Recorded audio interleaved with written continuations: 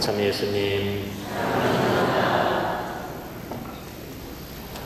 요즘 많이 바쁘시죠?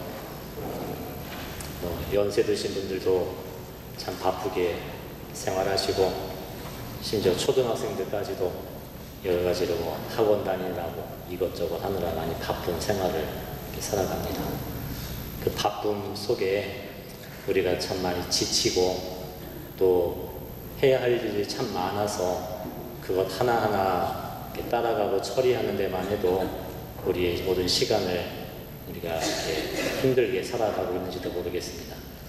오늘 복음에서 마르타라는 여인이 예수님을 집에 모셔드립니다.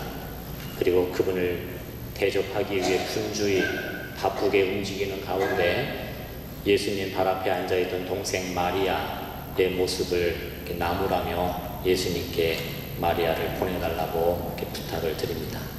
그래서 예수님의 가르치심은 이겁니다.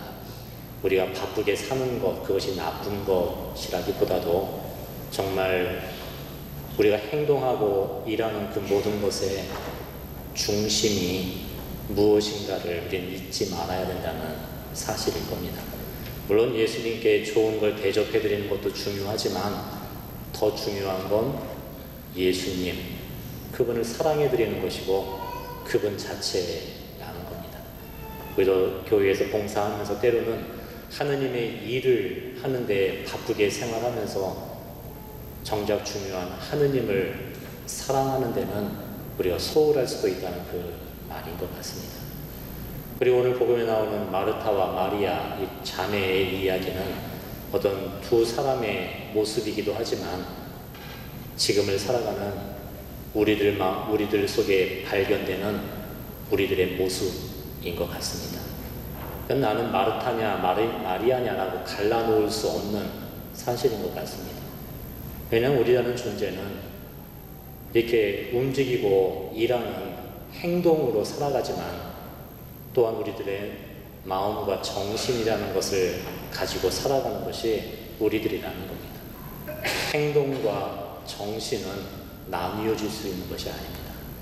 행동과 정신은 서로에게 영향을 미치고 또 서로와 하나가 되어 있는 모습입니다. 그래서 우리가 좋은 행동을 하기 위해서는 먼저 좋은 마음을 품어야 됩니다.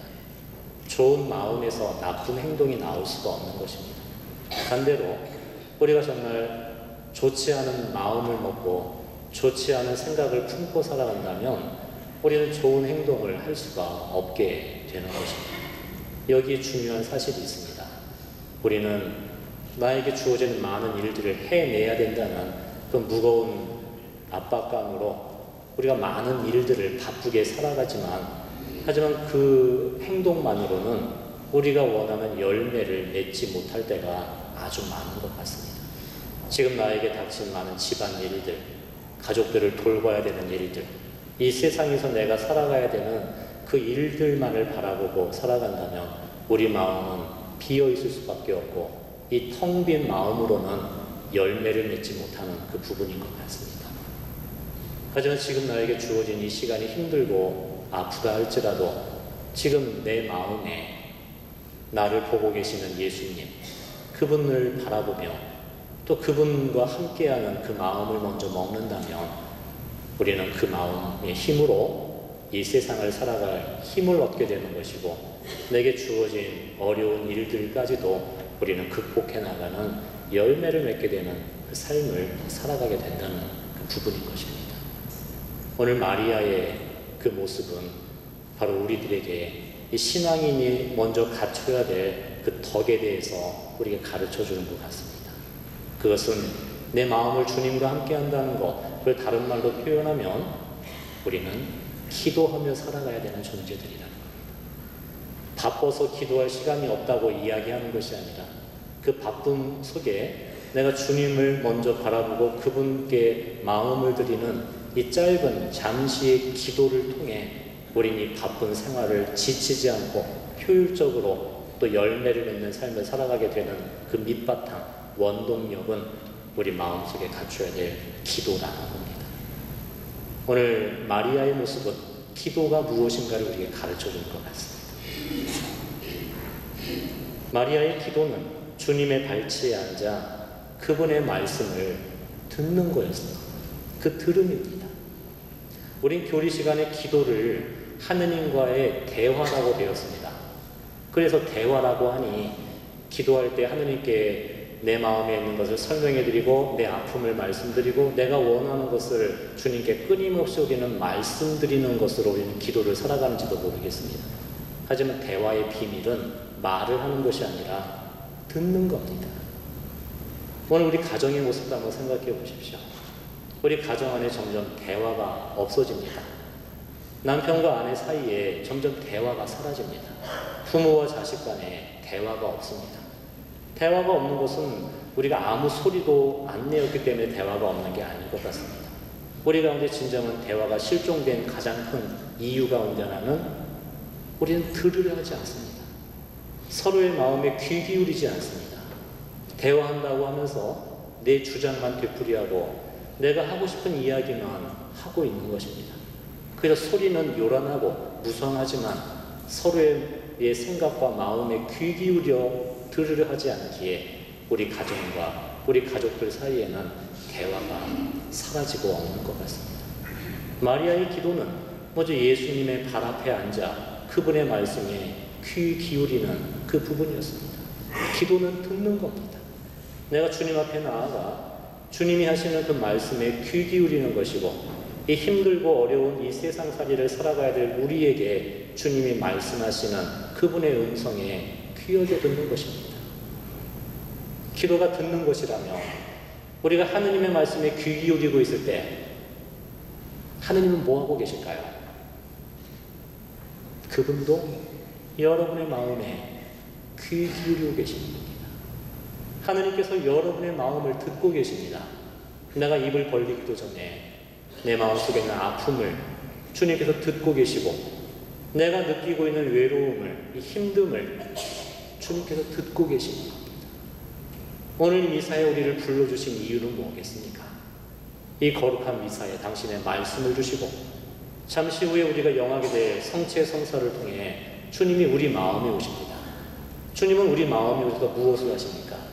나를 명령하지 않으시고 질책하지 아니하시고 나를 야단치러 오시는 게 아닙니다. 그분은 내 마음에 오시어 누구보다도 나의 마음 깊숙한 곳에 있는 이 모든 소리들을 나의 진심을 주님이 듣고 계십니다. 그분이 여러분을 알고 있습니다. 그분이 나를 듣습니다. 이때 우리도 그분께 귀 기울이는 겁니다. 그때 주님의 음성을 우리는 들을 수 있을 것입니다. 그분이 나에게 하시는 말씀, 그 말씀은 이것일 겁니다. 나는 너를 사랑한단다. 내가 너와 함께 있단다. 내가 너와 함께 이 세상을 살아갈 것이란다. 너는 혼자가 아니란다. 너는 나에게 너무나 소중한 내 아들, 내 딸이란다. 나는 너를 사랑한단다.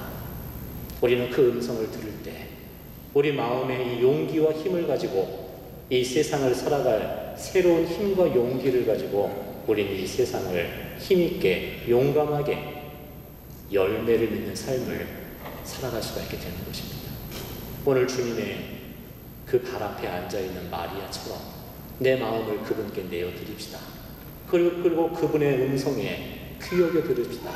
이 미사에, 이 거룩한 미사에 내 마음에 오셔서 나에게 속삭여 주시는 그분의 사랑의 음성, 내게 용기와 희망과 위로를 주시는 그 음성에 귀 기울일 때 그때 우리의 비로소 행동도 나의 말도 진정한 힘을 가지고 이 세상을 살아갈 수가 있게 되는 것입니다.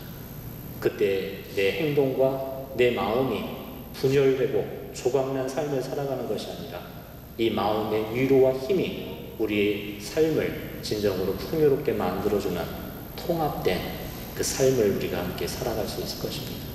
이 거룩한 미사에 함께 하시는 예수님, 이 거룩한 미사에 우리를 찾아오시는 그분을 바라보며 이 시간 그분 앞에 앉아 나의 힘듦, 두려움, 내 걱정, 근심을 그분의 손에 맡겨드리고 그분의 음성을 들으며 우리 함께 기도 드립시다.